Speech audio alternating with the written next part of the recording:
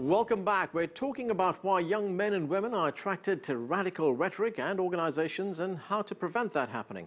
Joining me now from Norway is Yousef Bartho Assidiq, a former radical. He's co-founder of a de-radicalization non-profit called Just Unity. And from Toronto, Mubin Shaikh is a former radical turned informant for the Canadian Security Intelligence Service. He's the author of Undercover Jihadi. Thanks to both of you for joining us.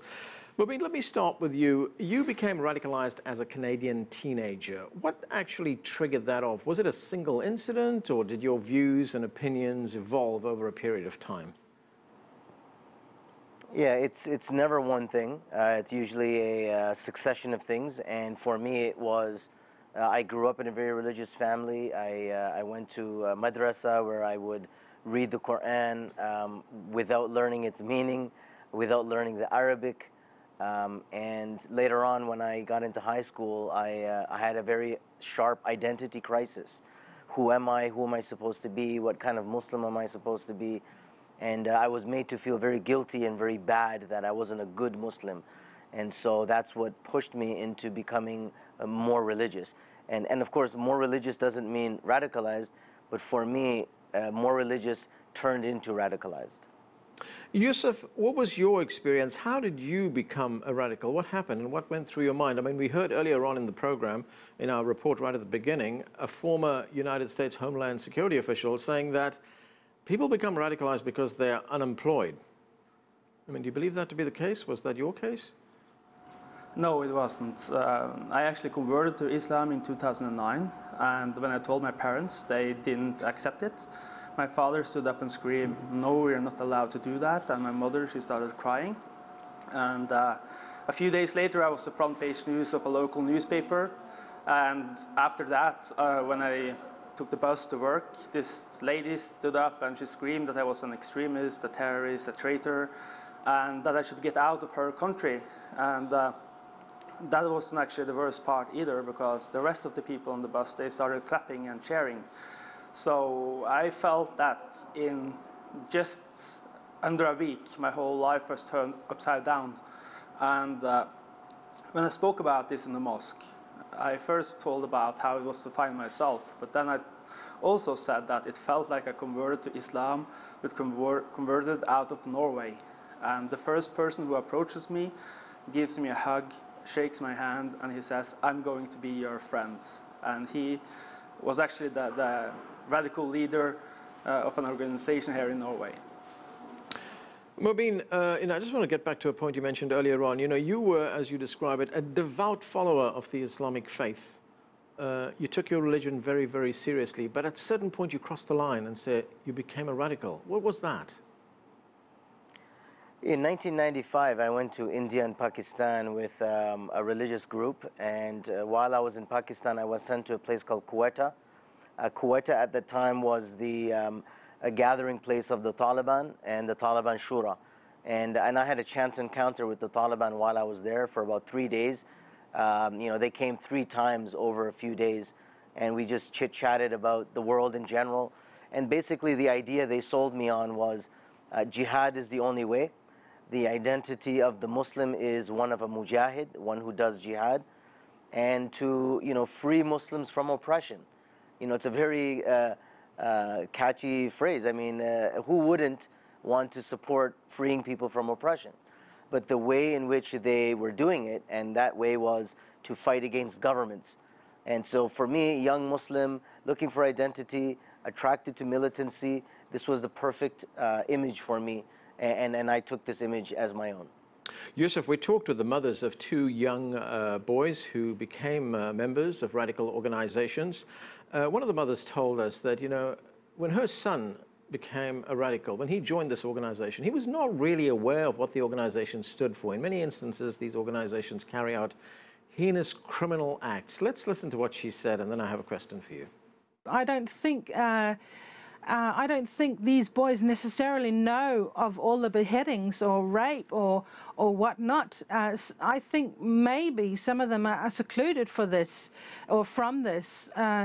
I know in my heart my son would never, ever be okay with raping or beheadings or you know, kids 9 years old being raped.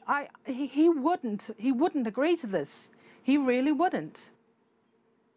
So would it be fair to say, Yousef, that in many instances here, it's driven by a lot of ignorance? Young people don't know what they're doing. They just fall into this without having any idea of what these groups stand for. Yeah, definitely, and we see that as the case here in Norway as well. It's often underlying mechanics that makes you join. It can be social instability. That is the #1 case in our view. And it's not about jobs in particular. It's more about feeling that you don't belong to the society. You have different kind of problems. It can be drugs. It can be that you are part of a criminal group. It can be a lot of things. But what we do see is the same as the mother here say, that it's not often the violence that are actually attractive, and that is actually something that turns people off. And that was the case with me. I fell for the ideology, but once the group started talking about beheadings, talking about burning cars, burning buildings, I started questioning everything. So I really think this is the case. But for me, I had my family in the end to turn back to, but a lot of the youth that we are talking to, they feel they have nothing left. They have nothing to go back to. So they don't have an alternative. And that's often why they choose to go on, even though they have questions and feel like this isn't right. Mubin, in your work for the Canadian Security Service, what did you see of extremist youth? Do you see a kind of pattern in the way they become radicalized, and in the way their behavior changes, and in the way they join these organizations? Yeah, there are clearly identifiable signs that one can look at as a person moves towards violent extremism. I want to just throw out 3 quick terms that we use very often and interchangeably, but they're not interchangeable. Radicalization is a process. It's a process by which somebody believes that you can commit violence on people in the public. Once you believe that, you are an extremist. And when you act on that, you are a violent extremist. So when we say people are radicalized, we mean that they are in a journey, or on a journey, in a process which may or may not lead to extremism, meaning extremist thought. So you can see certain things in this time. First and foremost, there is a closing off of their outside surroundings, of their peer groups, of their family. Also, there is a sudden change in religious appearance. Now, that by itself is not a sign of radicalization. It may be just the person is becoming more religious. But when you add that to narrow rhetoric, us versus them mentality, these 3 things taken together, when they appear together, are just a sample of the indicators you can look at for somebody who is going towards extremism and possibly violent extremism. Yousef, you now run a program, a de-radicalization program. How does that work? Well, basically what we do is that we contact people on Facebook. That's how it started. And we invite them to a conversation. And we invite them to talk about how it is to grow up as a Norwegian Muslim. That is a personal question, but it's still an open question. So it's a start. And what we want to do is that we want to come behind the shield of ideology, the shield of religion, and find the core problems. And what we see is that when we meet people as human beings, instead of seeing them as monsters or labeling them as extremists, they actually open up quite fast, some even in the second meeting. So they actually want someone to talk to, but they don't feel like there's someone who will understand them. So what we do is that we create structure. We say, this is your responsibility, and that can be like 4 or 5 points. And we say, this is our responsibility, and this is the shared responsibility, so they can feel structure and feel like it's actually going somewhere. They see that they can cross off some of the points from the list, and they see that their life is actually improving, it's going forward. Mubin, there are people who criticize those programs that Yousef has just been describing, these so-called de-radicalization programs, whether the youngsters go into becoming radicals first, and as you have pointed out, and go the other 2 steps, become extremists and then violent extremists. They are critics of whatever happens, saying that these young people can never be brought back into mainstream society. And you would say to that what? Oh, that's just not true. Empirically and scientifically, we have many people who have come back and who are very actively against extremism, so that statement is false.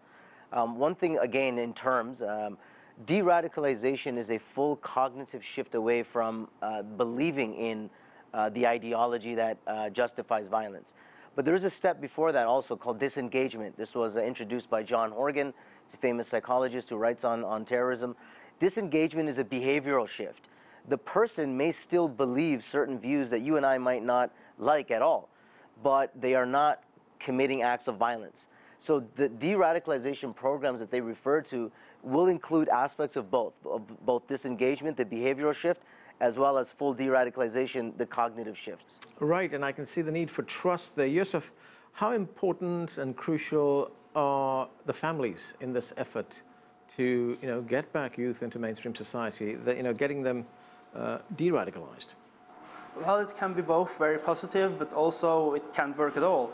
Because a lot of these people that we work with, they have a really bad relationship with their parents. That's part of the problem. They don't feel like they have like a safe haven. They don't feel like they have some place they can just go to and be themselves and be safe. So in some cases, we can actually use the parents and tell them, if you don't change your mindset, if you don't actually accept your son or your daughter now, they may end up in Syria. So it can be positive, but it can also be negative. And I mean, there's no stronger force than a mother. And that's just how it is. And the stories of the mothers are equally important because, I mean, everybody have a mother and can relate to that. So I think trust and having a credible source, a credible person to talk about this is so important. And I think that's what we that have been there before can be. We can be a credible source of creating a different narrative together with these mothers. Right, and talking about mothers, Mubin, we recently, as we've just been playing out here, spoke to the mothers of two ISIL fighters. They were killed, these two fighters, in Syria. Let's take a listen to what the mothers said. I don't think he realized what he was getting himself into. I believe that he was desperately looking for a path to have meaning in life, to do something productive. That was something that was key for him. He wanted to help people. And in his mind, this was the best way to do it. He truly believed that that's what he was there for.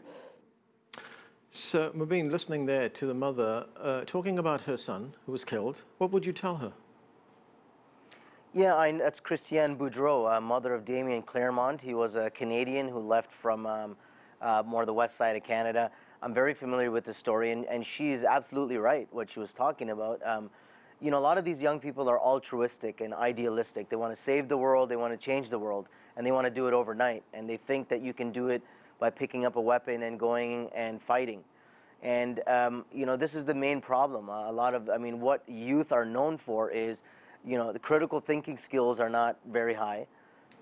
They usually don't think long-term effects. They don't think strategically. They think very impulsively, very short-term, I want my change now. And she's also right about when her son in particular died, Damien, the ISIS phenomenon was not as great as we see it today. As the other mother you quoted said, some of them may be aware of the violence and some of them may not be aware of it. In fact, for some, the violence is a turnoff, but for others, the violence is an attractive feature. If you can imagine like a gang, and it's very much like a gang. These young guys are getting together like, gangsters. They behave like gangsters. They talk like gangsters. And the problem is that when they see the other gang being beaten up or being the victim of violence, it makes them feel good that my gang did something or my gang is victorious. So when you see the images of beheadings and burnings and all these things, for some people it will attract them. So again, the process is very individualistic for all people. The person's cognitive, intellectual abilities will be different. The religious knowledge is almost always very, very low. These are all different factors to look into when we're appraising each of their situations.